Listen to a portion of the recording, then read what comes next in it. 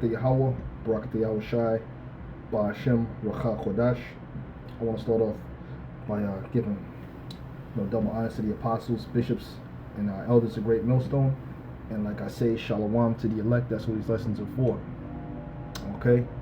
I'm here in RT, and I have a article queued up on the screen titled Putin gives update on newest Sarmat Icbm deployment. And it reads, the Russian president says the first Sarmat intercontinental ballistic missile will enter combat duty by the end of 2022. All right, so we're definitely, getting close to the end. All the signs are there. At this point, if you cannot see that, everything is pointing to the coming of the Lord, which nuclear destruction is a part of that, then you just don't have the eye salve to see, and the time will come that you will be destroyed. Okay, so reading on in the article, it reads, Russia's newest Sarmat nuclear capable intercontinental ballistic missile ICBM will be deployed in 2022, President Vladimir Putin has said, and this is a quote: "We have successfully tested the Sarmat heavy intercontinental ballistic missile. According to the plan, the first such system will enter combat duty at the end of the year," Putin said in an address to graduating cadets on Tuesday. It reads on, the Sarmat was test fired in April. The missile will replace the older Voyvoda system, also known by the NATO reporting name SS-18 Satan. Dmitry Rogozin, the head of the Russian space agency Roscosmos, said in April that the Sarmat, dubbed Satan II, is the most powerful missile of its class in terms of range and warheads. It reads, it was designed to be invincible.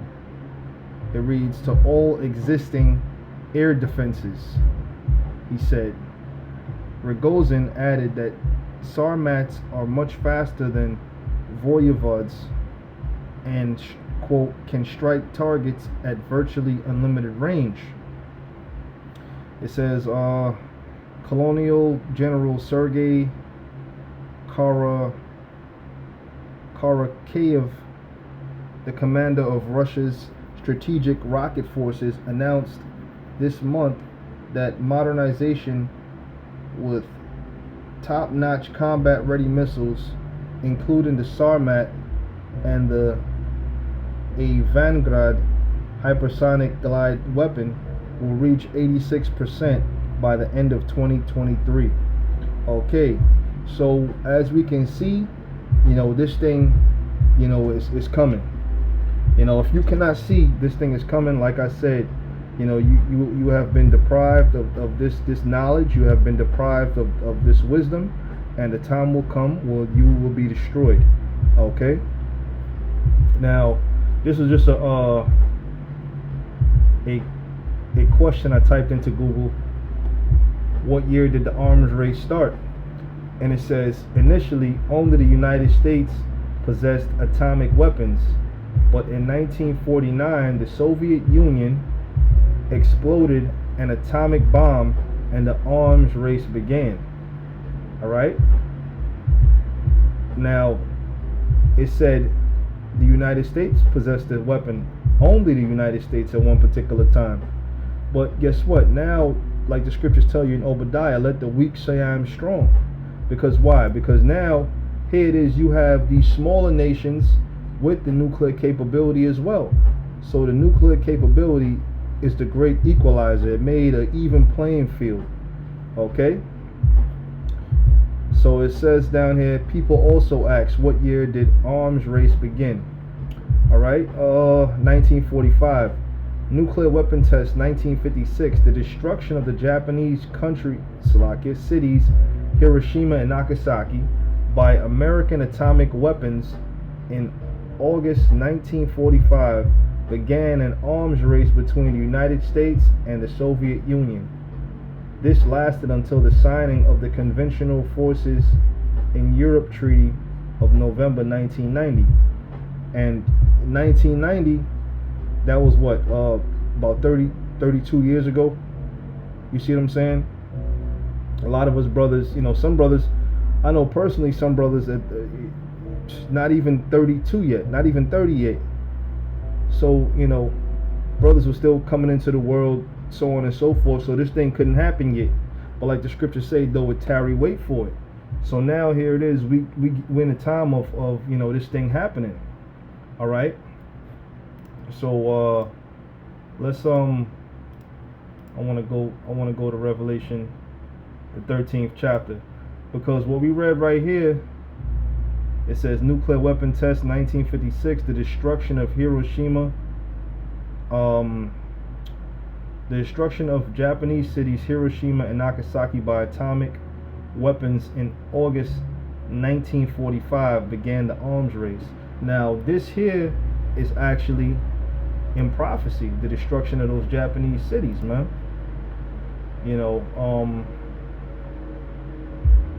Let me see. When you right about here, it tells you Revelation 13:13, and he doeth great wonders, so that he maketh fire come down from heaven in the sight of men. And what was that? That was the destruction of Hiroshima and Nagasaki. Now you put that into Google. The United States detonated 2 atomic bombs over the Japanese cities of Hiroshima and Nagasaki on 6 and 9 August 1945, respectively. Now, a lot of times they don't want you to tell you this, but the Japanese were actually waving the white flag. Them devils dropped the bomb anyway, because you know why? Because it was in prophecy for them to do it. And which is this right here. And he doeth great wonders, so that he maketh fire come down from heaven on the earth in the sight of men. And this is the only nation that have done this. Alright? It says the 2 bombings killed between 129,000 and 226,000 people. Alright? It says almost 250,000 people died, man. It says most of whom were civilians, and remain the only use of nuclear weapons in armed conflict. So this man, when I say this man, I'm talking about the so-called white man. He fits the bill. He's the one that fulfills that prophecy. Alright? You see what I'm saying? And this is some of the devastation that it caused. Okay? Those cities are jacked up to this very day. You have people, being born with different deformities behind that. All right.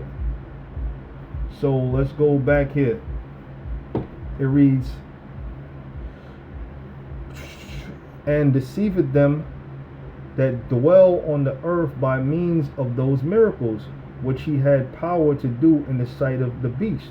Right, because at that time everybody looked at the so-called white man like, wow, this man is so he's a bad dude, man. You can't mess with these devils, man. They done dropped bombs on us and destroyed almost 250,000 civilians, so on and so forth, man. The reason why those bombs were dropped there was because it was prophecy's sake, man. It says, saying to them that dwell on the earth, that they should make an image to the beast, which had the wound by a sword and did live, which is going back to the Roman Empire, because at one time the Roman Empire, fell, and pretty much Jake took over, but the time came that they had to be revived for prophecy's sake, man. And that image of the beast is this whole system, man. The philosophy, also going into this transhumanism, the Internet of Things, AI, what Esau is trying to push now, ultimately to put that mark, up in you.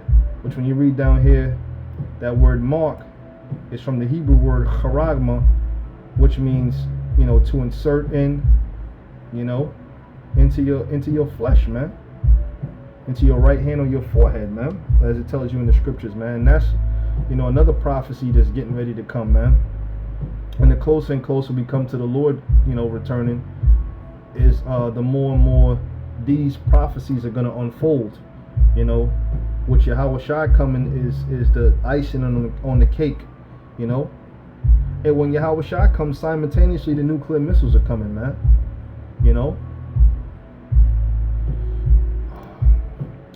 Now this is Isaiah 5:26, and it reads, "And he will lift up an ensign to the nations from far, and will hiss unto them from the end of the earth. And behold, they shall come with speed swiftly." That's talking about the nuclear missiles, man. "None shall be weary nor stumble among them. None shall slumber nor sleep. Neither shall the girdle of their loins be loosed, nor the latchet of their shoes be broken." So the nuclear missiles are likened unto an army. There's going to be so many warheads that are going to detonate, on this place. When I say this place, I'm talking about North America. I'm talking about, the good old US of A. There's going to be so many warheads. It's likened unto an army. The scriptures names it as 200,000. That's 200 million. Okay? It reads, "Whose arrows are sharp and all their bows bent." So the arrow is the nuclear missile, and the bow is the nuclear silo, all right, that the missile rests in, all right. "Their horses' hoofs shall be counted like flint, and their wheels like a whirlwind." Now those wheels are talking about the mushroom cloud. You see, when the nuclear missiles detonate, there's going to be a mushroom cloud. So what the ancient prophets were seeing was the vision of America being destroyed and the mushroom cloud coming up, after the detonation of the nuclear missiles, man. It says, "Their roaring shall be like a lion. They shall roar like young lions, yea, they shall roar and lay hold of the prey and carry it away safe, and none shall deliver it. And in that day they shall roar against them like the roaring of the sea. And if one look unto the land, behold darkness and sorrow, and the light is darkened in the heavens thereof."